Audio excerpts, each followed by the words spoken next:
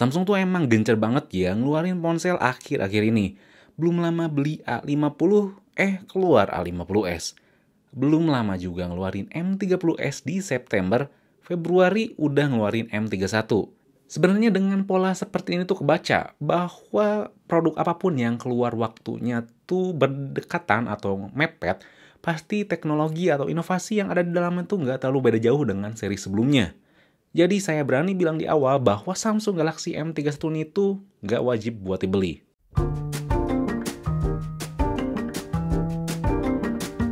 Oke, tentunya ada beberapa poin yang harus kalian ketahui kenapa saya berani bilang seperti itu.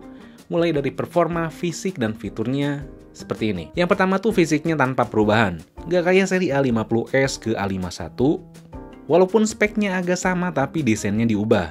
Kalau M30s ke M31 ini tuh sama aja. Oke, jadi seri M30s itu masih berbalut plastik tanpa frame.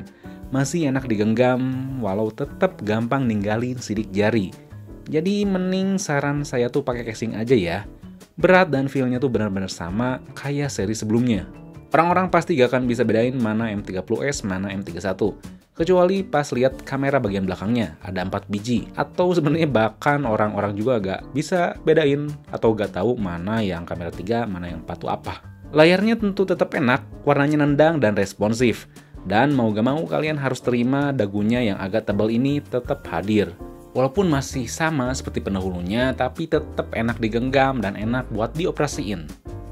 Dan tetap ngebosenin. Yang kedua itu adalah performanya sama dengan fitur yang disunat. Performanya itu kurang lebih sama kayak ponsel Samsung lainnya dengan Exynos 9611. Tentu ponsel itu agak lebih enak dalam multitasking dibanding generasi sebelumnya karena kini punya RAM 6GB dan internalnya pun lebih luas, jadi 128GB. Buat sosmed dan pekerjaan lainnya nggak ada halangan, tapi sesekali agak lag yang wajar. Tinggal nunggu update software aja dari Samsung.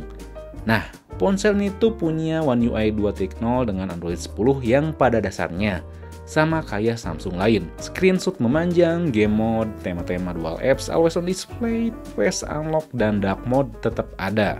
Tapi di sini ada yang hilang ya.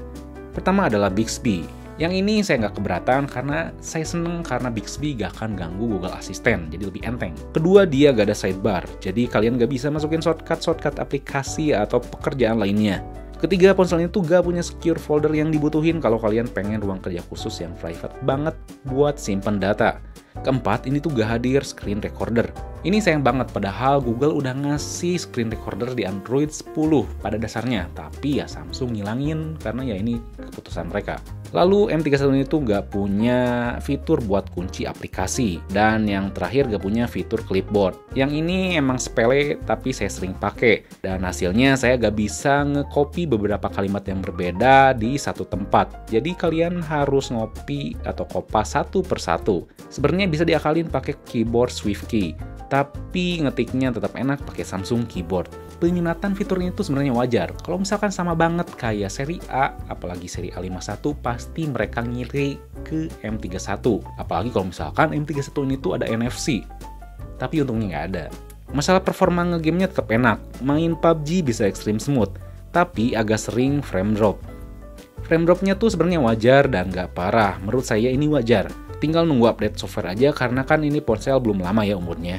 Buat Exynos 9611 khususnya ponsel ini dan kalian suka main game berat, mending jangan terlalu dipaksain settingan grafis tinggi. Emang bisa ditanganin dengan baik, cuma lebih baik agak diturunin aja grafisnya biar mainnya tuh enakan. So masalah performa ada peningkatan dibandingkan sebelumnya karena RAM-nya nambah 2GB, tapi nggak terlalu signifikan. Performa baterainya masih sama kayak generasi sebelumnya, masih oke. Sesuai jumlah angkanya 6000 mAh. Cuma seperti yang selalu saya katakan di review-review Samsung sebelumnya, One UI ini tuh bisa dikatakan bukan kustomisasi Android yang pandai dalam manage daya. Jadi Samsung masih harus mengupdate One UI ini lebih apik. Pengisian dayanya juga sesuai seperti kenyataannya. Ya, 6000 mAh ini bisa diisi 15 watt dengan sabar. Saya harus ngisi 6% ke 100% kurang lebih 2,5 jam. Tapi sebenarnya nggak usah dipermasalahin sih.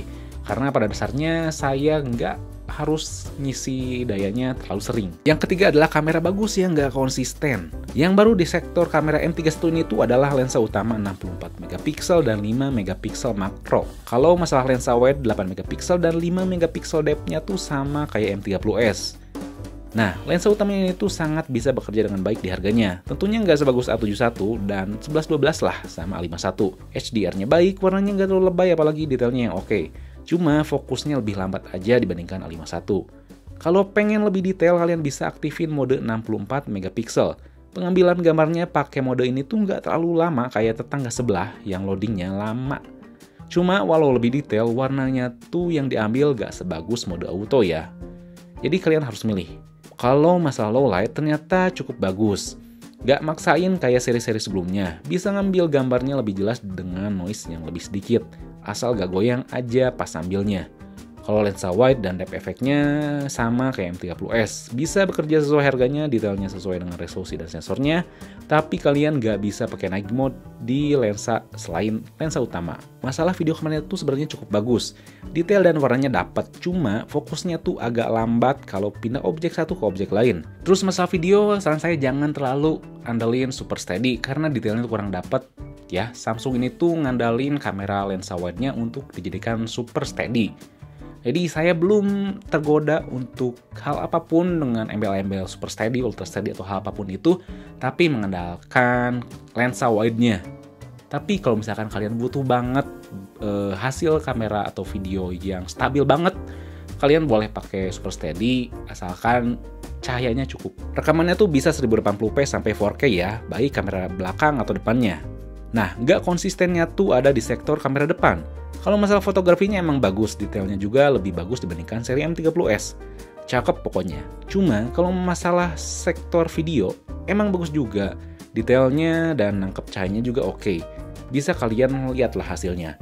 Tapi entah kenapa di kondisi sama, muka saya tiba-tiba berubah warnanya. Kadang agak coklat, kadang agak pucat. Di sini kelihatan software AI-nya harus dikembangin sama Samsung. Mau mode 4K-nya juga sama, padahal di mode 4K-nya tuh nggak ada efek-efek beauty lah atau semacamnya buat diterapin. Tapi terlepas kekurangannya itu, saya benar-benar suka detailnya ya. Saya suka overall si kameranya. Nih kita coba perekaman kamera depan 1080p yang menurut saya detailnya cukup oke, rapi, dan kalau 1080p itu bisa ngaktifin efek kayak beautify dan sebagainya. Oke, kalian bisa nilai hasilnya, kita coba jalan apakah stabil atau enggak ya.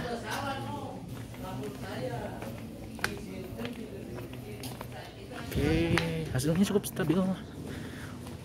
Walaupun kelihatan gak natural, tapi bagus.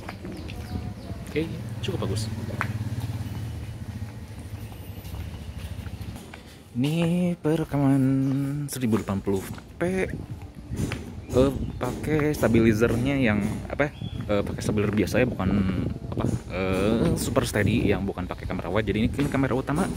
Kalian bisa lihat hasilnya seperti biasa, gambarnya panci khas Samsung. Dan fokusnya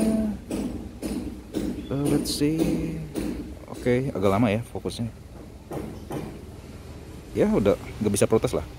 Saya rasa fokusnya masih cepet A51 sih. Tapi detailnya cukup dapat. Nah, kalau pakai si super steady ya, lihat, kalian bisa lihat si detailnya, si warna daunnya juga beda ya. Nah, tadi si hijaunya tuh agak gonjreng, tapi yang ini tuh agak noisy, terus detailnya nggak dapet sih kalau misalkan si super steady diaktifin. Tapi ya kalau jalan tentunya stabil banget, men. Oke, kalian bisa lihat. Tapi kalian kalau misalkan pakai super steady sih gak apa-apa, asal jangan pas di low light, karena pas low light tuh jelek banget, men. Tapi si langitnya agak pucat ya. So, kesimpulannya Samsung M31 ini tuh worth it banget buat kalian yang belum megang A50s, M30s, atau A51. Jadi kalau kalian udah atau lagi megang ketiga ponsel itu, kalian gak wajib banget beli M31 ini. Apalagi kalau misalkan kalian lagi megang M30s. Perbedaan kameranya emang lebih bagus, cuman nggak terlalu signifikan, janganlah. Tapi buat kalian yang belum megang ponsel tadi dan butuh ponsel dengan performanya yang cukup bagus, apalagi baterainya yang bagus, dan apalagi punya fitur Samsung yang esensial dengan kekurangan yang tadi udah disebutin, apalagi gak hadirnya NFC, kalian wajib beli Samsung Galaxy M31 ini. So itu dia review Samsung Galaxy M31. Kalau misalkan kalian penggunanya, kalian bisa share juga di bawah biar yang lain juga tahu. Atau misalkan ada hal apapun itu, kalian juga bisa tulis komen di bawah, dan jangan lupa juga buat like, share, subscribe Fixme biar gak ketinggalan video berikutnya. Oke? Di sini Fadil, peace out.